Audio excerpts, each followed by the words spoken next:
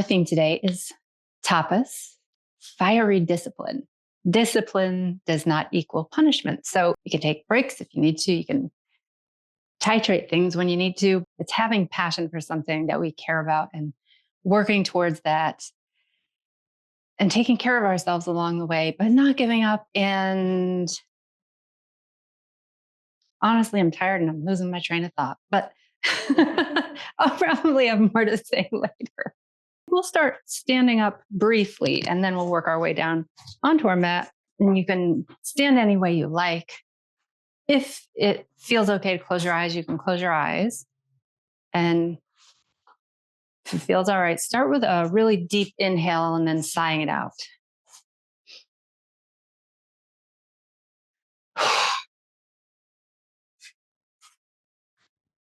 And then just notice, where is your mind going?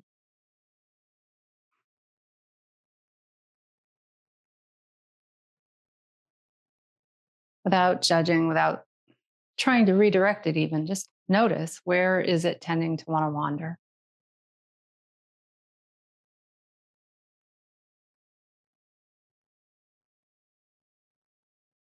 And then notice if you have any physical sensations that are calling out to you, anything that you're just noticing right away. Notice where it is and just kind of what it feels like.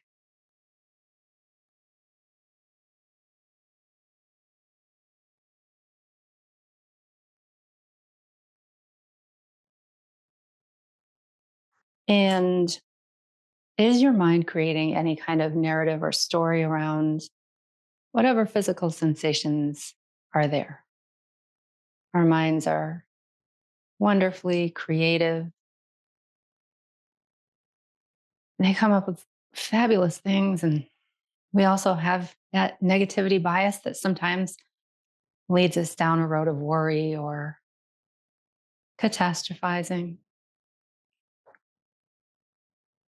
So if that's happening, you might remind yourself that, hey, that's there because it's something that's protected human beings for ever and kept us alive as a species. So thank you, negativity bias, and feel free to take a break.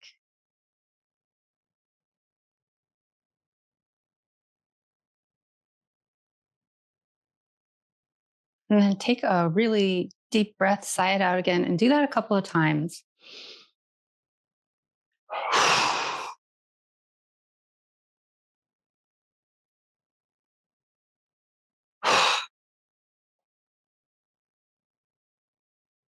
And the next time you're sighing it out, if your eyes are closed, go ahead and open them. And if you've had your eyes closed, take your time turning your head to one side. And even if you haven't, even if you've been keeping them open, and then turn your head to the other side and do that a couple of times, really looking around the room and also moving slowly and noticing what is going on in your neck.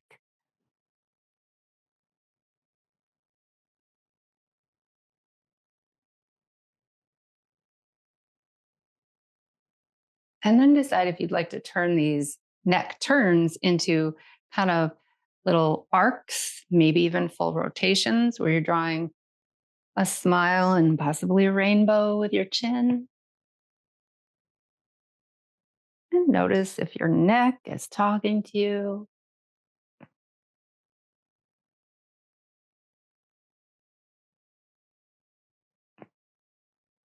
And if you're choosing these circles, would you like to rotate in the opposite direction as well?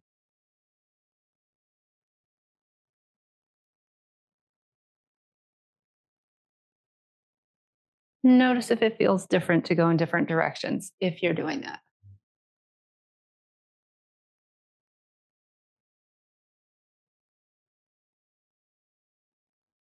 When you're ready, come back to center. And if it works for you, roll down into a forward fold. So softening your knees, softening all of the joints in your spine so that you can roll down. And if rolling down doesn't work, you can come down into your forward fold, whatever one you're choosing, in the way that does work for you. So whether that's a whole body hanging down forward fold or forearms on knees, flat back, forward fold. Or if there's a different forward fold that you do yourself and really enjoy, try that.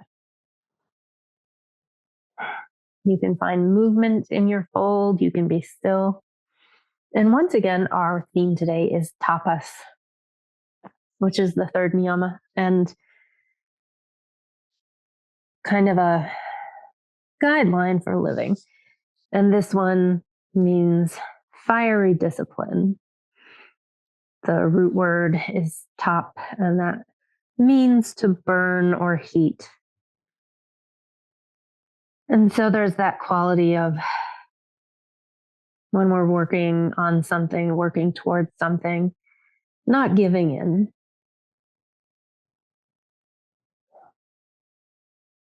But again, it's not punishment. And we can take breaks when we need to. But it's that sort of discipline that's required to make things happen, to learn a new language, to get stronger, to change habits.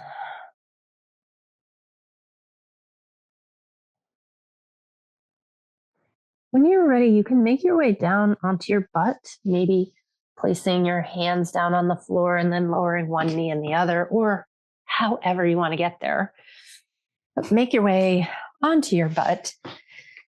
Come into a seated position with your legs out in front of you, fingertips on the floor, and then jiggle your legs a little bit. You can flop them from side to side a little.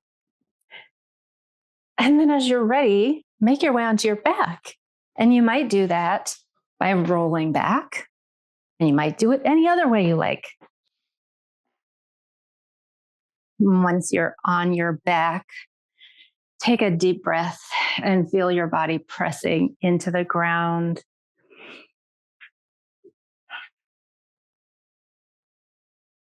You can pull your knees into your chest if that feels good.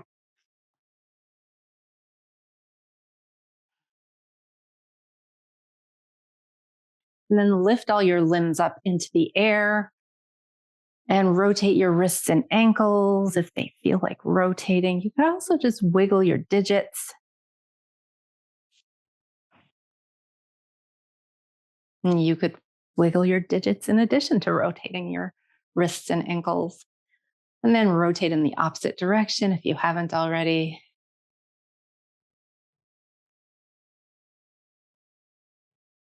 And when you're ready, take a deep breath and just shake everything out gently or vigorously, however you really feel like shaking.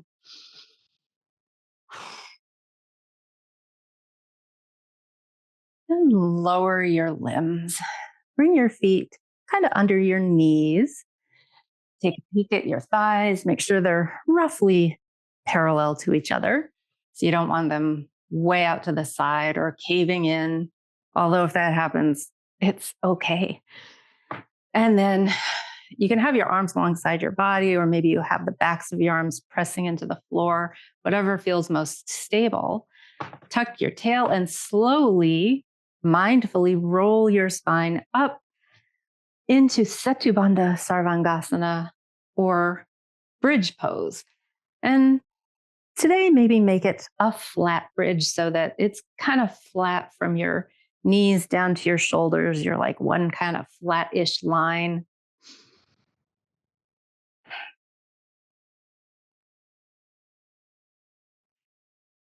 Check in with your feet. Think about pressing them down into the ground and pulling them towards you. And they're not going to move, but that's an isometric activation of your muscles there, an isometric contraction. And notice if doing that makes you feel anything different than not doing it. And you might try pressing your feet down and pushing them away from you. And again, they won't move, but like, does that make it feel different? And where do you feel it more? You might try kind of shifting into that one position. Well, it's the same position, but at one activation where you're pulling your legs towards you, pulling your feet towards you, and then trying out the other one, pressing them away from you. a few times. Maybe you try it a few times and notice, how does it feel?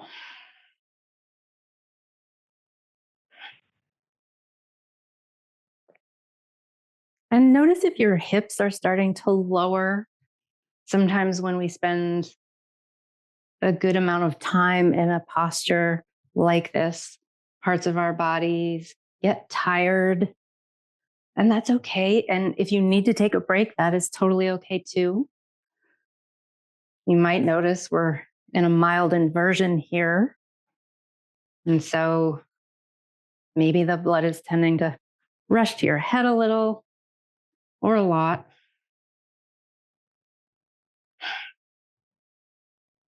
Can you continue to breathe pretty freely here, even as you're holding this pose, which might take a lot of strength and focus? And we're going to be here a little while, but like if it starts to feel like you're punishing yourself and part of your body needs a break, you can totally roll down and then give it another try when you're ready. So, again, that quality of tapas or fiery discipline, like taking care of yourself, remembering ahimsa, active kindness, but also really uh, working, building a little heat.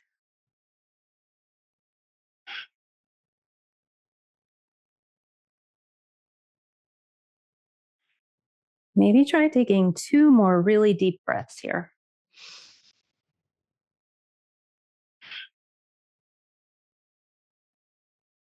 And notice if anything is really clenching that doesn't need to. And then, as you're ready, roll yourself back down. And anything you need to do here, if windshield wipers would feel good, you might toe heel your feet out a little and drop your knees from side to side. But really notice that was kind of a long hold. And where did you feel it? Where do you feel it, if anywhere?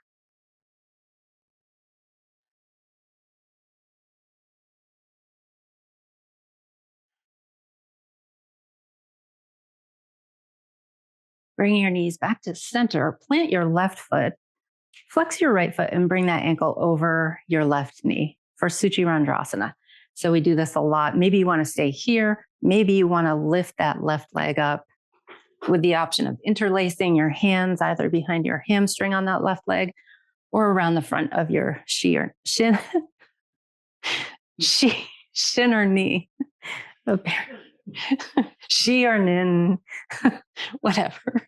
I think you all know the pose by now. And if you're interlacing your hands behind the back of your hamstrings, you could straighten and bend that left leg a few times, noticing like maybe you feel a stretch through your hamstrings there. Maybe not, but maybe you do.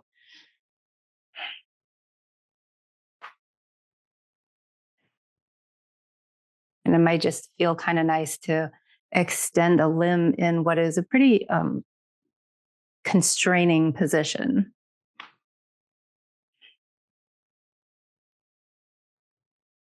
And when you're ready, you can release that and try it on the other side, whatever version of it you like. And it doesn't have to be the same on this side as it was on the other side, but might be nice. You never know. Different sides of our body are not perfectly the same.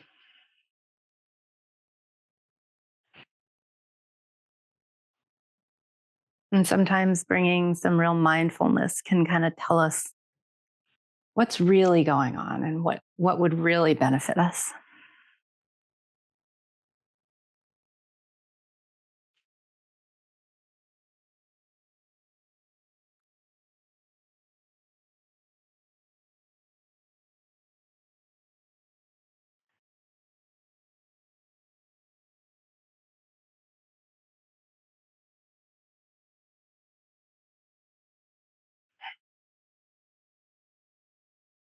As you're ready, you can let that go. Drop both feet to the ground. You might stretch all your limbs out from here, really reaching through your arms, through your legs, and get in an actual stretch, like the kind of stretch that you get when you're waking up in the morning and your body's like, hello, I'm moving again.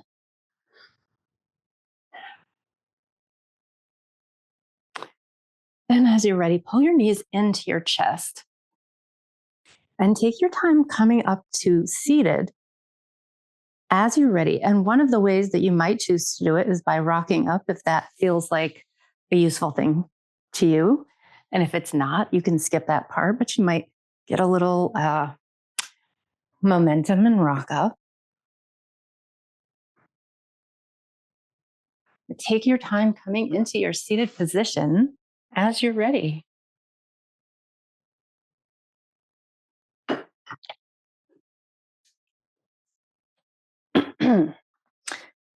From here, bring your hands behind you to support you, feet on the floor in front of you with your knees bent, and your hands can be in whatever position feels correct to you. See if you can really straighten up through your back. So you're imagining you're sitting up tall, maybe with a board behind your back, finding some lift in your chest. And then a few options here. You might lift one shin. Apparently, I don't know that word very well. Keeping your knees kind of right in line with each other, and then drop that shin and lift the other one and alternate between legs, tapping one foot down and then the other. You might lift both shins and hold them out in front of you. And you might bring your hands behind your knees. These are all, you might think of them as condiments. So, like maybe your hands are behind you, maybe one hand is behind you, maybe your hands are behind your knees. And the final option would be to bring your hands out straight, kind of in line with your knees. And you can go back and forth between these, deciding like what is really going to work for you today. And again, tapas, that fiery discipline, that kind of we're working and we're taking care of ourselves. We might build some heat. We might really feel this, but we're not punishing ourselves. We're not doing something harmful. We're keeping ahimsa in mind so that when we need a break, we take it. When shifting from one option to another is what's really going to suit us, we do that. Always checking in with your breath, making sure that you can breathe freely, that you can find a balance of effort and ease in every pose. So we're here in boat or navasana.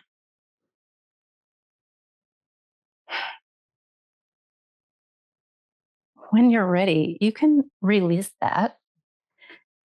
You might bring your hands behind you and kind of arch through your back a little, maybe tilting your chin up if that feels good. If there's something else that would feel right now, you can do that. But maybe you go between this kind of arched cow position and more of a cat rounded back position.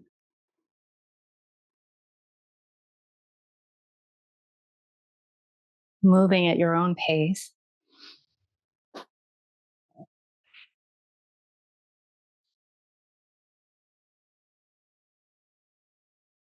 And noticing if heat has built up anywhere.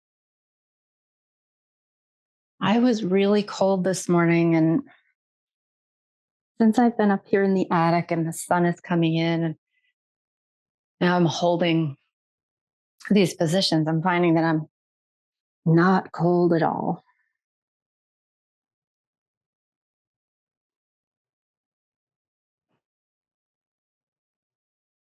Come into a tabletop position.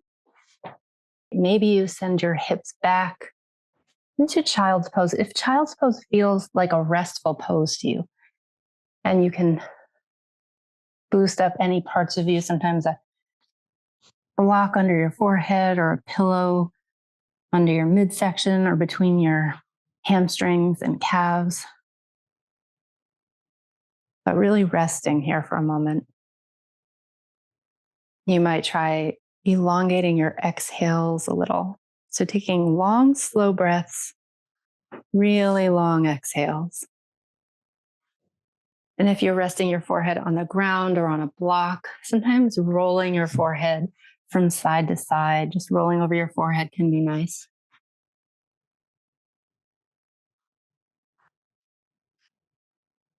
And I didn't say it, but if child's pose does not work for you, a different resting posture is going to be the thing.